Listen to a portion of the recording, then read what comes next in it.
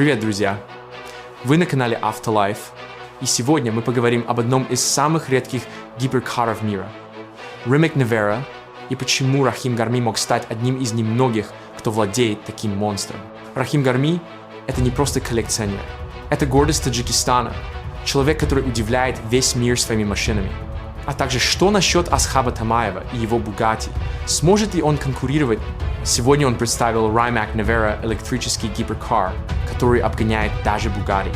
1914 лошадиных сил. Разгон 0-100 км, всего 1,74 секунды. Максимальная скорость 412 км. Цена более $2 миллиона. Но самое интересное в другом. У Рахима есть автомобили, о которых никто даже не знает. Это эксклюзивные модели, которых нет ни у Асхаба Тамаева, ни у других миллионеров региона. Rimac Nevera – зверь будущего, электромонстр, который ломает привычные рамки. Если Рахим Гарми владеет этим автомобилем, он не просто коллекционер, он создатель легенд в автомобильном мире Таджикистана. Асхаб, если ты смотришь это видео, знай, в Душанбе тебя ждет не просто Bugatti, а машины, которые ты даже не видел вживую. И если ты не знаешь, что такое Rimac Nevera, лучше не приезжай на гонки в Таджикистан.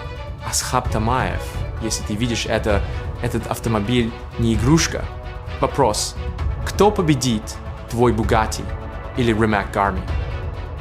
Конечно, не каждый может позволить себе Bugatti или Rimac, но каждый водитель может сделать свою машину красивой и уникальной. И именно для этого есть наш магазин чехлов.